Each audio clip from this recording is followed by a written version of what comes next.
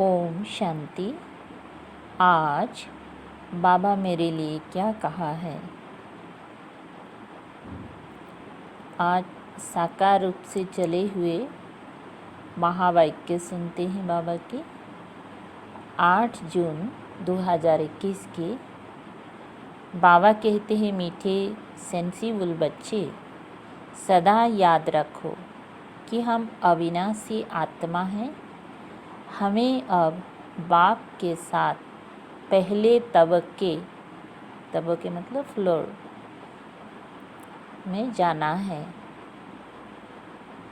पहले तबके, पहले फ्लोर कौन सा है? परम धाम है ना। प्रश्न, कौन सी मेहनत तुम हर एक बच्चे को अवश्य करनी है? उत्तर, बाबा तुम्हें इतनी नॉलेज देते हैं, उसे अपने दिल से लगाते रहो। अंदर ही अंदर उसको मनन कर हजम करो, जिससे शक्ति मिलेगी। यह मेहनत अवश्य हर एक को करनी चाहिए। जो ऐसी गुप्त मेहनत करते हैं वो सदा हर्षित रहते हैं। उन्हें नशा रहता है कि हमें पढ़ाने वाला कौन है। पढ़ाने वाला कौन है? स्वयं भगवान ना। जिसका टीचर स्वयं भगवान हो, अगर ये याद रहे हरदम तो कितना खुशी होगा, हर्षित रहेंगे, नशे में रहेगा। हम किसके सामने बैठे हैं? स्वयं भगवान हमारा टीचर सामने बैठ के पढ़ा रहे हैं ना। सामने भगवान बाप है हमारा। ओम शांति।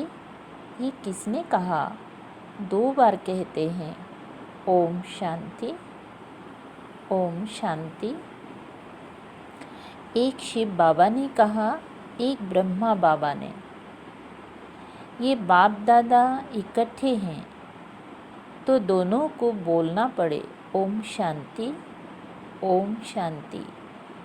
अब पहले किसने कहा, बाद में किसने कहा? पहले शिव बाबा ने कहा ओम शांति। मैं शांति का सागर हूँ। पीछे किसने कहा? दादा भी न, दादा की आत्मा ने कहा न, पीछे ब्रह्मा बाबा की आत्मा ने कहा और पहले शिव बाबा के। बच्चों को याद दिलाते हैं ओम शांति। मैं तो सदैव देही अभिमानी हूँ, कभी देह अभिमान में नहीं आता हूँ। एक ही बाप है जो सदैव देही अभिमानी रहते हैं। ब्रह्मा विष्णु शंकर ऐसे नहीं कहेंगे। तुम जानते हो ब्रह्मा विष्णु शंकर का भी सूक्ष्म रूप है। तो ओम शांति करने वाला एक शिव बाबा है, जिसको कोई शरीर नहीं। बाप तुमको अच्छी रीति समझाते हैं और कहते हैं, मैं एक ही बार आता हूँ। मैं सदैव देही अभिमानी हूँ। मैं पुनर्जन्म में नहीं आता, इसीलिए मेरी महिमा ही न्यारी है।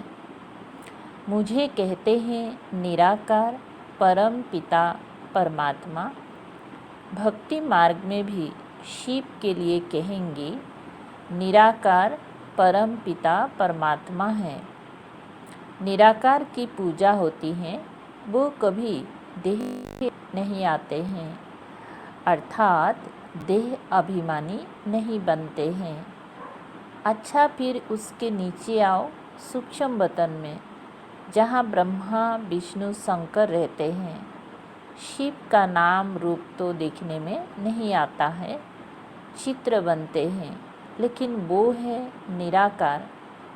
वह कभी साकार बनते ही नहीं। पूजा भी निराकार की ही होती है। बच्चों की बुद्धि में सारा ज्ञान रहता है। भक्ति तो की है, चित्र बच्चों ने देखा है। तुम जानते हो सतयुग त्रेता में ना चित्र की भक्ति होती, ना विचित्र की। बुद्धि में आता है परम पिता परमात्मा विचित्र हैं, उनका ना सूक्ष्म ना स्थूल चित्र है। उनकी महिमा गाई जाती है, दुख हरता सुख करता पतित पावन। तुम और किसी के चित्र को पतित पावन नहीं कहेंगी। कोई भी मनुष्य नहीं जिनकी बुद्धि में ये बातें हो, कोई भी मनुष्य नहीं जिनकी बुद्धि में ये बात हो। ब्रह्मा विष्णु शंकर है सूक्ष्म बतनवासी। पहला तबक्का, फिर दूसरा तबक्का।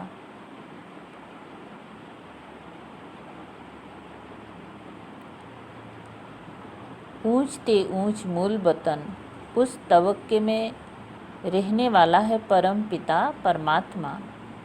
सेकेंड नंबर में है सूक्ष्म शरीर वाले। थर्ड तबक्के में स्थूल शरीरधारी। पहला ऊंचते ऊंच मूल वतन, फिर सेकेंड में सूक्ष्म शरीर वाले और थर्ड में स्थूल शरीरधारी। इसमें मूझना नहीं है। ये बातें सिवाय परम पिता परमात्मा के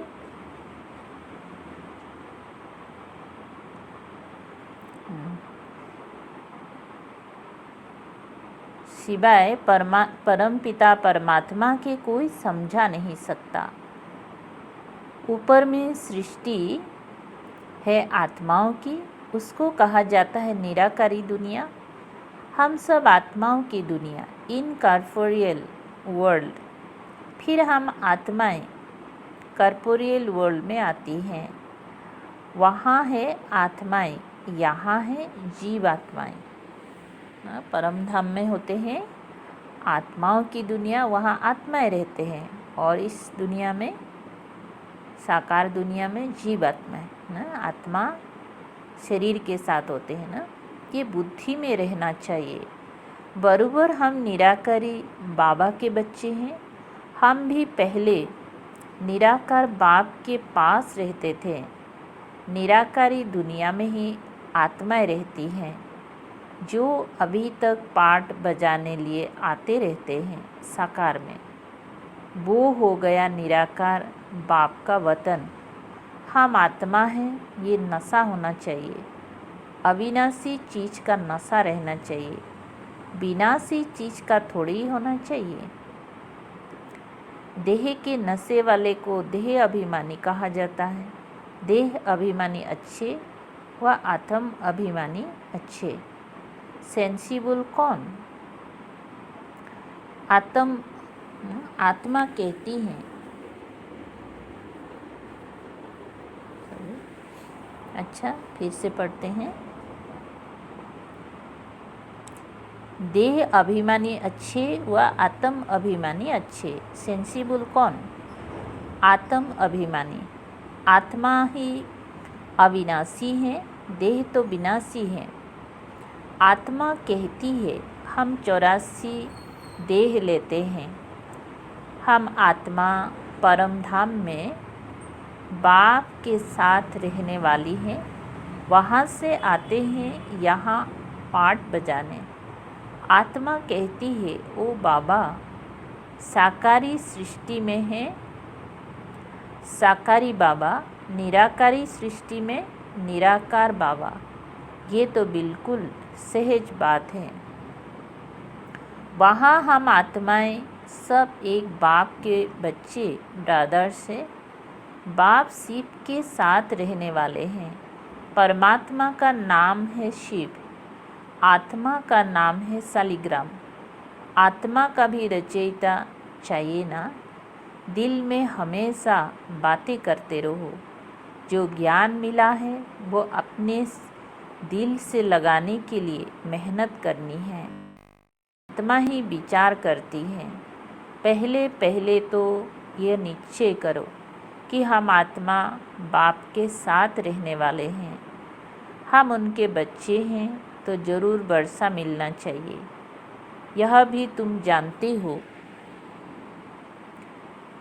कि ये जो आत्माओं का झाड़ है उनके पहले जरूर बीज होता है। जैसे सिजरा बनाते हैं बड़ा बाप, फिर उनसे 2-4 बच्चे निकले,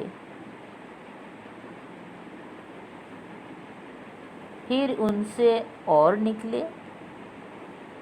1-2 वृद्धि को पाते पाते झाड़ बड़ा हो जाता है, बिरादरी का नक्शा होता है।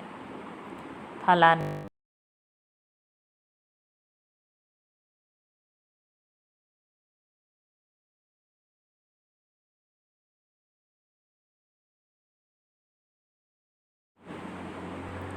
क्या बता रहा है, बिरादरी का भी नक्शा होता है।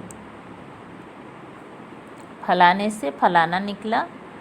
तुम बच्चे जानते हो मूल वतन में सभी आत्माएं रहती हैं, उनका भी चित्र है। ऊंचे ते ऊंच है बाप, तुम बच्चों की बुद्धि में है। बाबा इस शरीर में आया हुआ है, रूहानी बाप इनमें आकर रूहों को पढ़ाते हैं। सूक्ष्म वतन में तो नहीं पढ़ाएंगे, सतयुग में तो ये नॉलेज किसी को भी रहती नहीं। बाप ही इस संगम युग पर आकर ये नॉलेज देते हैं। इस मनुष्य सृष्टि रूपी झाड़ की नॉलेज कोई को है नहीं। कल्प की आयु ही बहुत बड़ी लिख दी है।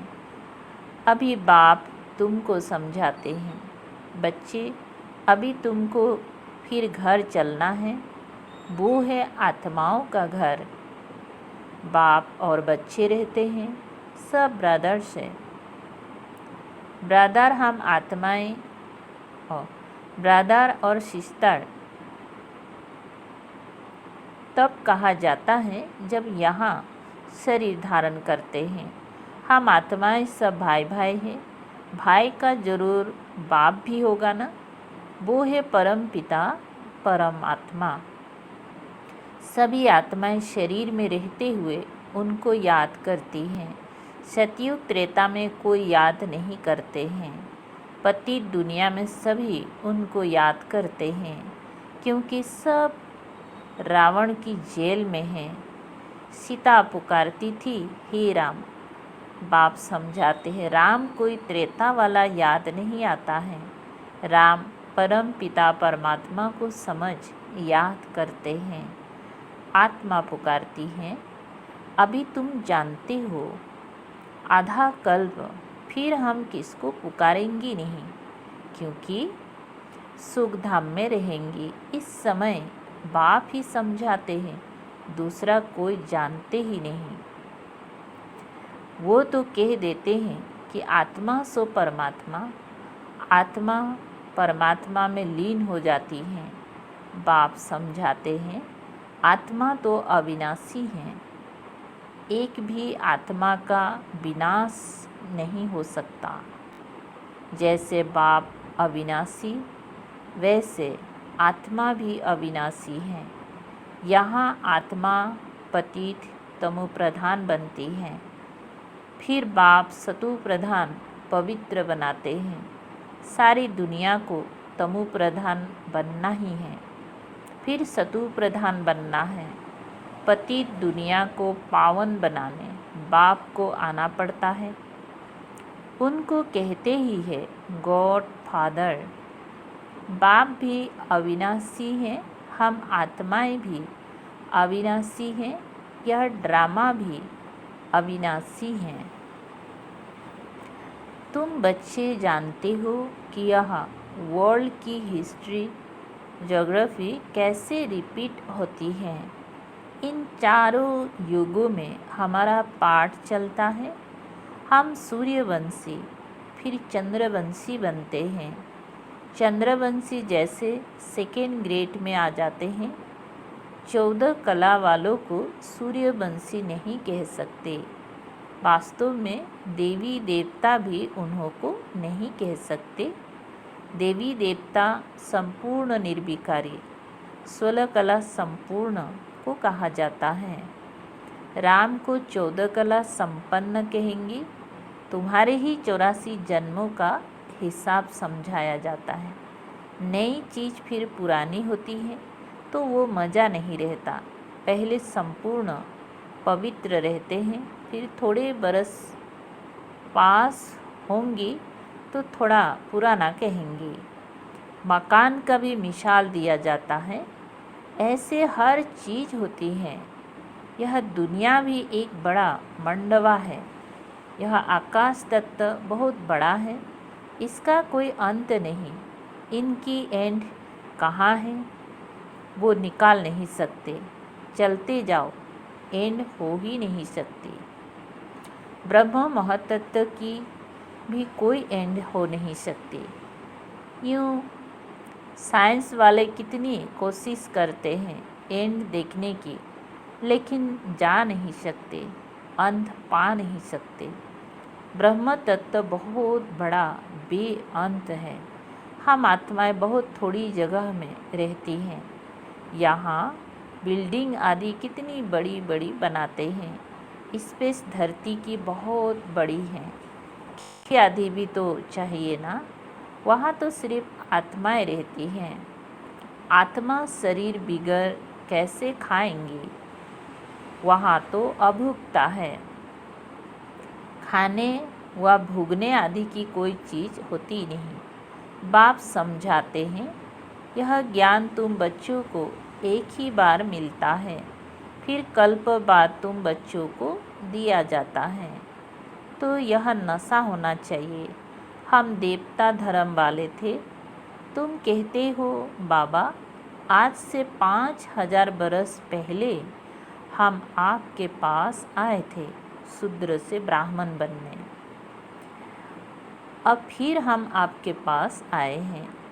वह निराकार होने कारण तुम कहेंगी दादा पास आए हैं।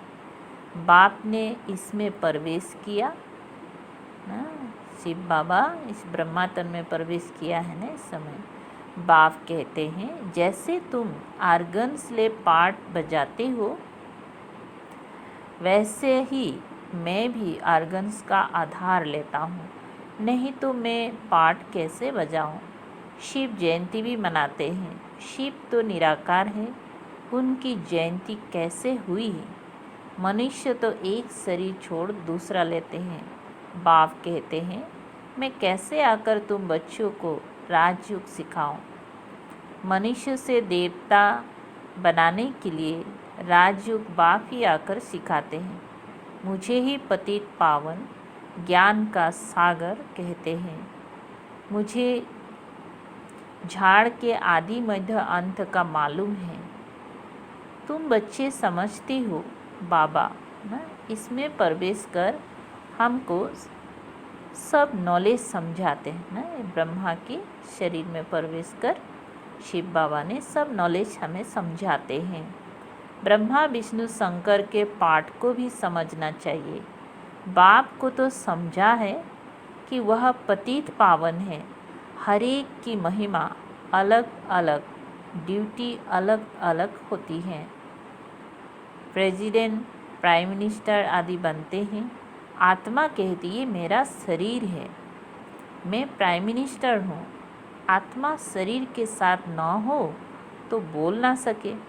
शिव बाबा भी है निराकार, उनको भी बोलने के लिए कर्मेंद्रियों का आधार लेना पड़ता है। इसीलिए दिखाते हैं मुख से गंगा निकली। अब शिव तो है बिंदी, उनको मुख कहाँ से आया। तो इसमें आकर बैठते हैं, उससे ज्ञान गंगा बहाते हैं। ब्रह्मा के मुख द्वारा शिव बाबा ने ज्ञान की गंगा बहाते हैं। बाप को ही सब याद करते हैं, हे पतित पावन आओ, हमको इस दुख से छुड़ाओ। वही बड़े ते बड़ा सर्जन है, उसमें ही पतितों को पावन बनाने का ज्ञान है। सर्व पतितों को पावन बनाने वाला एक सर्जन है। सतयुग में सब निरोगी होते हैं। यह लक्ष्मी नारायण सतयुग के मालिक है। इसको ऐसे कर्म किसने सिखाए जो ऐसे निरोगी बने। बाप ही आकर श्रेष्ठ कर्म सिखलाते हैं। यहाँ तो कर्म ही कूटते रहते हैं। सतयुग में तो ऐसे नहीं कहेंगे। कि कर्म ऐसे है, वहाँ कोई दुख रुख होता नहीं। यहाँ तो एक दो को दुख देते ही रहते हैं। सतयुग त्रेता में दुख की बात होती नहीं। जो कहा जाए कि ये कर्म का भोग है। कर्म अकर्म विकर्मों का अर्थ कोई समझ ही नहीं सकते, कोई समझ ही नहीं सकते हैं। तुम जानते हो हर एक चीज़ पहले सतु प्रधान फिर सतो रजो तमो बनती है। सतयुग में 5 तत्व भी सतु प्रधान रहते हैं। हमारे शरीर भी सतु प्रधान प्रकृति के होते हैं। फिर आत्मा की 2 कला कम होने से शरीर भी ऐसे बनते हैं। सृष्टि की भी 2 कला कम हो जाती हैं। ये सब बाप ही बैठ समझाते हैं, दूसरा कोई समझा ना सके। अच्छा, मीठे मीठे सिकलधे बच्चों प्रति मात पिता बाप दादा का याद प्यार और गुड मॉर्निंग। रूहानी बाप की रूहानी बच्चों को नमस्ते। हम रूहानी बच्चों की रूहानी बाप दादा को याद प्यार गुड मॉर्निंग और नमस्ते नमस्ते। शुक्रिया बाबा, थैंक यू बाबा। धारणा के लिए मुख्य सार है। 1 नंबर, अभी से ही बाप की मत पर ऐसे श्रेष्ठ कर्म करने हैं जो फिर कभी कर्म कुटने ना पड़े। कर्म कुटने, जैसे हम लोग कोई कर्म भोगते हैं तो बोलते हैं ना कौन सा जन्म का कर्म भोग है। तो ऐसे अभी का श्रीमत के अनुसार अगर हम कर्म करते हैं तो ऐसा कभी नहीं हो सकता है ना, कर्म कुटना नहीं पड़ेगा, अर्थात कर्मों की सजाए ना खानी पड़े। 2 नंबर, किसी भी विनाशी चीज़ का नशा नहीं रखना है। ये देह भी विनाशी है, इसका भी नशा नहीं रखना है, सेंसिबल बनना है। वरदान है, फरमान की पालना द्वारा सर्व अरमानों को खत्म करने वाले मायापुरुष भव। विस्तार है, अमृत बेले से लेकर रात तक दिनचर्या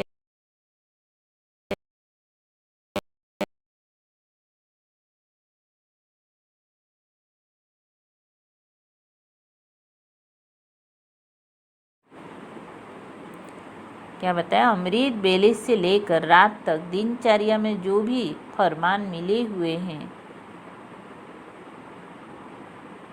उसी प्रमाण अपनी वृत्ति, दृष्टि, संकल्प, स्मृति, सर्विस और संबंधों को चेक करो।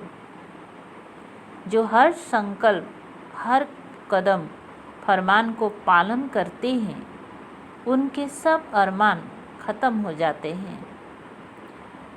अगर अंदर में पुरुषार्थ का व सफलता का अरमान भी रह जाता है तो जरूर कहाँ ना कहाँ कोई ना कोई फरमान पालन नहीं हो रहा है। तो जब भी कोई उलझन आवे तो चारों ओर से चेक करो, इससे माया प्रूफ स्वतः बन जाएंगी। आज का स्लोगन है,